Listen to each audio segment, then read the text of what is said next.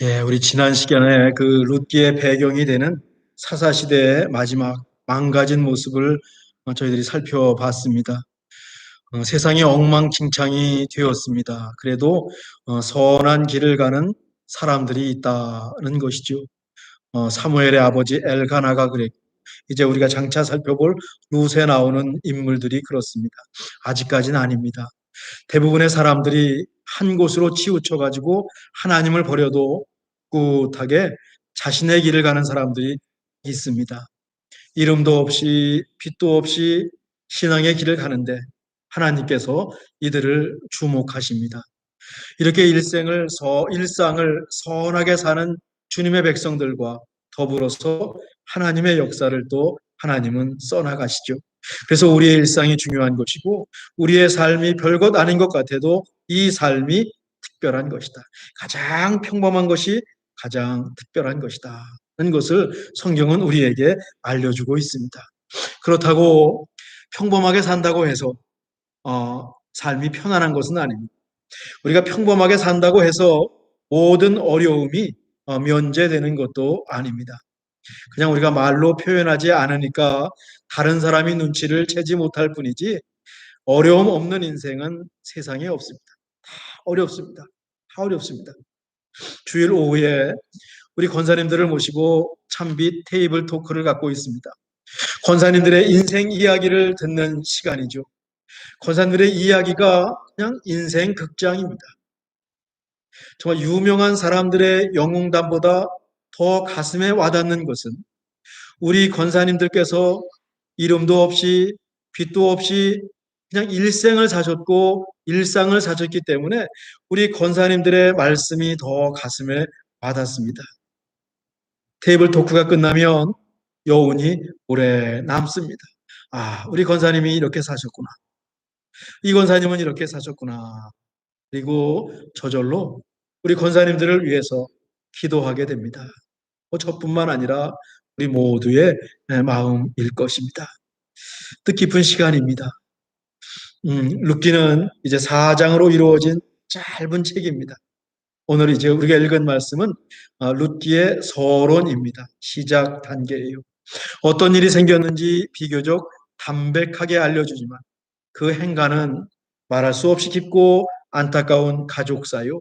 5절밖에 되지 않지만 무려 10년 이상의 시간을 지금 커버하고 있는 말씀이 룻기 1장 1절부터 5절입니다. 룻기는 이렇게 시작을 합니다. 사사들이 치리하던 때 그 땅에 흉년이 드니라. 사사들이 치리하던 때에 지난주 말씀드렸죠. 룻기의 배경은 사사시대입니다. 사람들은 각자 자기가 옳은 대로 생각하고 옳은 대로 행동합니다. 어디 하나 온전한 것이 없고 많이 망가졌습니다. 기준점이 없습니다. 중심이 없습니다. 나만 생각할 뿐 하나님을 별로 중요하지 않게 여기고 있습니다. 하나님을 이용해서 내 이속을 챙기면 되고 신앙을 이용해서 내가 잘 되면 될 뿐입니다. 아주 이기적입니다. 그런 시대가 이 룻기의 배경입니다. 그 땅에 흉년이 드니라 그랬어요. 살기도 어려운데 흉년까지 들었습니다. 그때 유대 땅 베들레헴에 한 사람이 있었는데 그의 아내와 두 아들을 데리고 모압이란 나라로 이 한 사람이 잠시 피난을 갑니다. 우리 본문은 아직 그 사람이 누구인지 이름을 밝히고 있지 않습니다. 물론 2절에 가면 금방 나오지만 1절에서 오랫동안 머물러도 괜찮습니다. 모압으로 갔구나. 모압이 도대체 어딘가? 모압은 이스라엘 동쪽에 있는 나라입니다. 모압 지방이라고 번역했는데 이 지방이라고 하는 말은 필드라고 하는 말이에요. 거기 이 히브리어 의미 속에는 거기는 물이 있고 곡식이 있다. 모압에 있는 우리나라 말로 평원쯤 할까요? 네, 모압 평원으로 갔다. 아르논이라는 강이 있어서 모압은 비교적 비옥했거든요. 모압은 암몬과 더불어 아브라함의 조카 롯의 후손들입니다. 이스라엘과는 그렇게 사촌지간이죠. 근데 엄연히 이스라엘 민족은 아닙니다. 이 모세의 설교인 신명기 말씀에 의하면 모압 사람들은 10대가 지나도 10 generation, 10대가 다 지나도 여호와의 총회에 들어올 수가 없었어요. 우리가 이제 민수기를 성경 통독에서 읽고 있는데 이 모압과 이스라엘이 늘 갈등을 하고 있는 시간입니다. 우리식으로 하면 10대가 지나도 여호와의 총회에 들어갈 수 없었다라고 하는 것은 시민권을 받을 수 없다는 정도로 이해할 수 있어요. 시민권이 없으면 미국에서 공무원이 되기가 어렵습니다. 연방 정부 직장을 갖기가 어려운데 비슷합니다. 게다가 이스라엘 백성이 이방 땅에 가서 사는 것은 그건 신앙적으로 굉장히 힘든 결정입니다. 흉년이 찾아왔다고 베들레헴에 있는 모든 사람이 모압으로 피난을 간 것도 아닌데 오늘 본문 속에 이 사람은 어떤 한 사람은 아내와 두 아들을 데리고 이 모압 평원으로 갔습니다. 유다 베들레헴에 한 사람이 그의 아내와 두 아들을 데리고 모압 지방에 가서 거류하였는데 유다 베들레헴이라 그랬어요. 베들레헴은요 히브리어로 베이트레헴이란 뜻입니다. 베이트는 하우스란 뜻이요, 레헴은 빵, 떡이라는 뜻입니다. 그러면 떡의 집, 떡집이란 뜻입니다. 이런 뜻입니다. 그러니까 양식이 넘치는 도시다. 동네 이름에 떡이 들어가 있고 빵이 들어가 있다면 이 베들레헴이라는 곳은 양식이 넘치는 곳인데 그곳에 흉년이 찾아온 것도 참 아이러니죠. 그런 거 보면 재난은 누구도 피하기 힘들고 어디나 임한다라고 하는 뜻일 겁니다. 코로나로 인해서 온 세계가 팬데믹을 겪고 있습니다. 이 어려움을 온 세계가 함께 겪는 것과 같죠. 재난은 그냥 다 찾아옵니다. 비가 내리듯이. 거류했다라고 하는 말도 눈에 띄는데 구루라고 하는 히브리어인데 이거 명사형은 게르라고 하는 거류민 소저너라고 하는 뜻이에요. 나그네라고도 번역할 수 있어요. 그러니까 거류했다라는 것은 그냥 거류민으로 살았습니다. 나그네로 살았습니다. 좀 더 가면 stranger, 이방인으로 살았습니다라고 하는 뜻입니다. 이스라엘 사람이 외국에 가니 이스라엘 사람이 이방인이 되고 말았습니다. 무슨 말입니까? 쉽지 않은 삶이 예상된다라는 것입니다. 2절에 가서 모압 땅에 이주한 사람의 가족을 쭉 소개해요. 그 사람의 이름은 엘리멜렉이요, 그의 아내의 이름은 나오미요, 그의 두 아들의 이름은 말론과 기련이니 유다 베들레헴 에브랏 사람들이더라. 우리 같이 한번 읽어보십시다. 그 사람의 이름은 엘리멜렉이요, 그의 아내의 이름은 나오미요, 그의 두 아들의 이름은 말론과 기련이니 유다 베들레헴 에브랏 사람들이더라. 이름에 특별한 의미가 있어요. 남편이자 아버지 그리고 이 가정의 가장의 이름은 엘리멜렉입니다. 엘리멜렉은 나의 하나님은 왕이십니다 라고 하는 뜻입니다. 이름 그대로 되는 것은 아니지만 성경 본문이 우리에게 암시하는 것은 이 가장은 하나님을 잘 믿는 사람이구나. 하나님을 왕으로 섬기는 사람이구나. 나의 하나님은 왕이십니다. 신앙 고백 아닙니까? 그 아내의 이름은 무엇입니까? 나오미입니다. 이건 우아하다, 참 아름답다, 나의 기쁨이란 뜻을 갖고 있어요. 그러니까 이 엘리멜렉, 나오미 두 사람을 대입하면 왠지 모르게 이 부인이 남편을 잘 만나가지고는 고생하지 않고 편안하고 우아하게 살았을 것 같아요. 기쁨만 누리고 살았을 것 같아요. 근데 모든 것이 좋을 수는 없습니다. 엘리멜렉과 나오미에게는 말론과 기련이라고 하는 두 아들이 있었어요.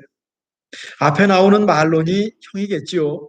근데 말론의 이름 뜻은 뭔가 하면 병이 들었다, 병약하다, sickness란 뜻입니다. 그럼 기련은 무슨 뜻일까? 어감도 좀 그렇죠. 기련, 그러니까 여기는요 약하다란 뜻이 있는 반면에 끝나다라고 하는 뜻이 있어요. 심하게 말하면 멸하다, destroy 됐다라는 겁니다. 죽음이라는 것도 확장하면 그 뜻이 있어요. 엘리멜렉과 나오미의 두 아들의 이름이 번과 정상이 아닙니다. 두 아들이 건강하지 않았습니다. 죽음의 그림자가 드리운 듯한 이름이 말론 기련이에요. 아무래도 이 두 아들 때문에 모압으로 간 것 같아요. 가장인 엘리멜렉은 고민하다가 아주 어려운 결정을 내렸을 겁니다. 그곳에 가면 조금 부족한 두 아들과 더불어서 살아남을 수 있다라는 어떤 정보도 좀 갖고 있었고, 그래서 기도하면서 하나님의 뜻을 물었고, 나름 확신을 가지고 용기를 갖고 모험하는 마음으로 모압 땅으로 갔을 것입니다. 우리도 쉽지 않은 결정을 해가지고 미국에 왔어요. 다 우리가 그렇습니다. 그래서 엘리멜렉의 마음을 조금은 이해할 수 있죠. 고국을 떠날 때 우리도 비슷한 심정 아니었습니까? 크던 작던 간에 아메리칸 드림을 갖고 태평양을 건넌 것이 사실입니다. 아니, 미국에 와서 고생하려고 오신 분은 없을 겁니다. 미국에서의 삶이 조금이라도 나을 것 같아서 태평양을 건넜죠. 또 다시 돌아가게 되더라도 금이 환양을 생각했지 초라한 모습으로 다시 한국에 들어갈 것을 생각하고 미국에 온 분은 한 명도 없습니다. 그런데 이민 생활이 미국에서의 게르 이방인이에요. 거류민으로 살 때가 얼마나 많아요? 엘리멜렉이 똑같은 심정을 가지고 모압에 가서 삽니다. 그들이 모압 지방에 들어가서 거기서 살더니 그랬어요. 3절입니다. 제가 읽을까요? 여러분 눈을 읽으시기 바랍니다. 나오미의 남편 엘리멜렉이 죽고 나오미와 그의 두 아들이 남았으며, 나오미의 남편이자 두 아들의 아버지인 엘리멜렉이 모압 땅에서 그만 죽습니다. 성경은 아주 담백하게 기록했네요. 나오미의 남편 엘리멜렉이 죽고 나오미와 그의 두 아들이 남았으며. 그런데 이 한 줄이 의미하는 바가 여러분 얼마나 큽니까? 살려고 고향까지 등지고 모압에 갔는데 그곳에서 가장인 엘리멜렉이 죽었으니 말입니다. 나오미와 이 두 아들에게 하늘이 무너지는 슬픔입니다. 어떻게 살아야 할지 앞길이 막막했을 것입니다. 누구보다 이 나오미가 그렇지 않아도 정말 병약한 아들들인데 이 두 아들을 데리고 남편 없이 살아간다고 하는 것은 이거 보통 쉬운 일이 아닙니다. 지금보다 그때는 수만 배, 수억 배 어려울 시대입니다. 근데 어머니 나오미가 정신을 차립니다. 그동안 남편의 그늘 아래서 편안하게 살았다면 이제는 두 아들과 함께 이 나오미가 살아남아야 합니다. 강해져야 합니다. 우리 성경은 룻기가 사사기 다음에 나오지만 히브리어 성경은 잠언 뒤에 룻기가 나옵니다. 여러분, 잠언 마지막 31장에 무슨 말씀이 나오냐면 현숙한 여인이라는 말씀이 나옵니다. 우리말로 현숙한 여인이라고 번역했지만 히브리어로 하면 탁월한 아내, 아주 강한 여성을 뜻하는 말입니다. 그러니까 현모양처의 의미가 아닙니다. 굉장히 강한, 생활력이 강한 히브리어로 에셋 하일이라고 말합니다. 에셋 여성 아내란 뜻이요, 하일이라고 하면 strong하다는 뜻입니다. 강한 여성이라는 뜻입니다. 바로 남편을 잃은 나오미가 잠언의 마지막 장 룻기 바로 앞에 나오는 히브리 성경으로 하면 에셋 하일, 강인한 여성이 되요. 살아남기 위해서 어쩔 수가 없습니다. 나오미가 이 두 아들을 모압 여인과 결혼시켜요. 그래서 모압에서 10년을 삽니다. 고향 베들레헴으로 돌아갈 생각을 접은 것 같습니다. 아니, 고향을 잊었을 겁니다. 가고 싶어도 갈 수가 없는 고향이 돼버렸어요. 남편 죽었죠. 아들 둘은 그 모압 이방 여인과 결혼을 시켰으니 고향에 가면 이건 살기가 어려운 겁니다. 잊으려고 노력을 하고 10년을 살았어요. 그런데 말이죠. 약하기 이를 데 없던 두 아들 말론과 기련이 또 죽어요. 5절인데 제가 읽고 여러분들 눈으로 읽으시죠. 말론과 기련 두 사람이 다 죽고 그 여인은 두 아들과 남편의 뒤에 남았더라. 두 아들마저 죽었어요. 아무리 아들이 병약해도 아들이 살아있는 게 힘입니다. 남편이 아무리 뭐라고 해도 남편이 살아있는 게 힘입니다. 지금 두 아들과 남편이 다 죽고 나오미만 홀로 남았어요. 성경 5절에서는 나옴이란 이름 대신에 그 여인이라고 부릅니다. 남편과 두 아들을 잃었으니까 나옴이라는 존재가 사라진 것 같아요. 기쁨이라는 뜻의 나오미는 없어지고 그냥 그 여인이 되고 말았습니다. 비운의 여인입니다. 꿈에도 생각하지 않았던 비극이 나오미에게 닥쳤습니다. 우리가 읽은 룻기의 서론 1장 1절과 5절의 상황은 이런 상황입니다. 살려고 고향을 버리고 모압 땅에 왔는데 남편도 잃고 두 아들도 잃었어요. 살려고 온 모압이 죽음의 땅이 됐고 상실의 땅이 되고 말았습니다. 물론 두 며느리가 있지만 그들은 모압 여인이에요. 아들이 죽었으니 며느리에 대한 권리도 사라진 것이나 마찬가지죠. 그래서 5절에서는요, 며느리란 말이 나오지 않아요. 그 여인은 두 아들과 남편의 뒤에 남았더라 라고 한 것입니다. 혼자 됐네요. 과부가 되었어요. 이 성경이 쓰여지던 당시에 이 과부, 혼자 사는 여인의 주위는 정말로 형편없었습니다. 옛날 우리나라에서 보쌈에 가는 것보다 훨씬 심각했어요. 일단 여성이 사회생활을 하는 것 자체가 힘들던 시대입니다. 자식들이 있으면 홀로 된 어머니를 챙기는 경우가 있었습니다.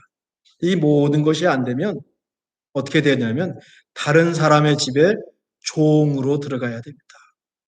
노예, 종으로 들어가야 돼요. 이게 그 당시에 그 과부, 위도우가 가는 길이에요. 더 심한 경우는요, 몸을 파는 여성이 될 때도 있었어요. 야, 이게 지위입니다. 나오미가 그렇게 됐어요. 그것을 아신 하나님께서 뭐라고 합니까? 세상에 불쌍한 사람이 세 사람이 있습니다. 부모님 없는 고아가 가장 불쌍하고, 그 다음에 과부가 불쌍하고, 그 다음에 나그네가 불쌍하기 때문에 이 세 사람을 특별히 대접하라고 구약 성경에서 하나님은 끊임없이 부탁하시죠. 하나님의 마음이 어디에 가 있는지 우리는 알 수 있습니다. 여러분, 나오미가 얼마나 힘들었을까요? 우아함, 아름다움, 선함, 나의 기쁨이라는 뜻의 나오미에게 엄청난 어려움이 닥쳤어요. 게다가 지금 나오미는 고향도 아닌 모압이라고 하는 외국에서 이방인으로 살고 있습니다. 남편도 잃어버리고 자식도 잃어버리고 빈털터리가 되었습니다. emptiness, 막막했을 것입니다. 룻기는 이렇게 시작을 합니다. 우리 4장밖에 안 되니까 늘 부탁드리듯이 매주마다 룻기 한 번씩 읽어보시면 얼마나 좋을까.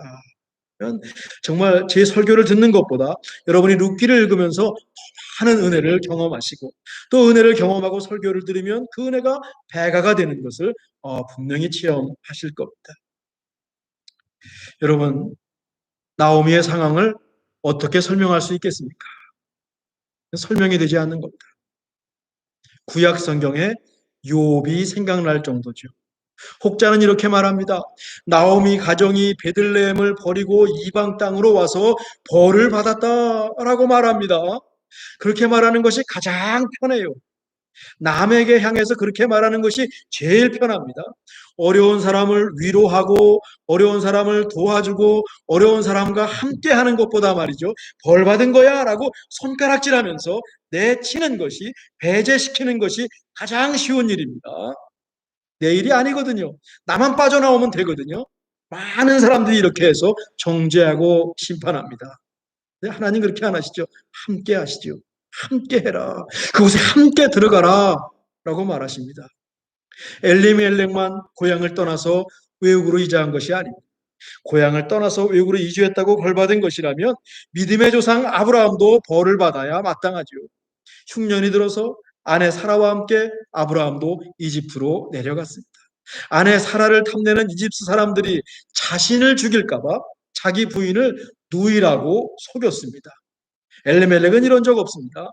그래도 하나님께서 아브라함을 벌하시기는커녕 아브라함을 이집트에서 건져 주셨습니다. 아브라함의 이삭도 그랬습니다. 아브라함의 손자 야곱도 가뭄이 찾아오면서 외국으로 피난을 갔습니다. 그러니 외국 땅으로 갔기 때문에 어려움을 겪었다고 쉽게 결론을 내릴 수 없어요. 생각해 보니까 나오미가 겪은 고난은 그냥 랜덤하게 닥친 고난 같습니다. 이게 어려운 겁니다. 그것밖에 설명할 길이 없어요. 누구에게나 살다 보면 어려움이 찾아옵니다. 어려움 없는 인생은 없습니다. 물론 나오미에게는 그 어려움이 아주 크게 임했죠. 그런 점에서 나오미가 겪은 어려움은 곧 우리의 어려움이 되는 겁니다. 우리 역시 고난 한가운데 있으면 21세기의 나오미가 되는 것이죠. 어려움이 닥치면 우리는 어떻게 해야 되겠습니까? 나오미처럼 애쉬엣 하일, 강한 여성. 또 우리 실제로 어려움이 닥치면 참 강해집니다. 어서 나한테 이런 힘이 생기는지 모른다는 얘기를 듣습니다. 그렇게 살아오신 우리 권사님들 얘기를 매주 우리가 듣고 있지 않습니까? 뭐 권사님들만 그렇습니까? 우리 찬비 식구들도 힘들 때마다 애쉬엣 하일 강해지면서 여기까지 왔습니다. 자, 우리가 앞으로 룻기를 살펴보면서 나오미에게 어떤 일이 닥칠까요? 나오미는 어떻게 대처할까요? 또 하나님은 어떻게 일하실지 궁금하지 않습니까? 차근차근 앞으로 살펴보겠습니다. 오늘 말씀을 마무리하면서 또 우리가 룻기를 읽으면서 우리 마음에 품어야 할 말씀을 한 가지 있습니다. 한 구절이 있습니다. 로마서 8장 28절인데 제가 읽죠. 우리가 알거니와 하나님을 사랑하는 자, 곧 그 뜻대로 부르심을 입은 자들에게는 모든 것이 합력하여 선을 이루느니라.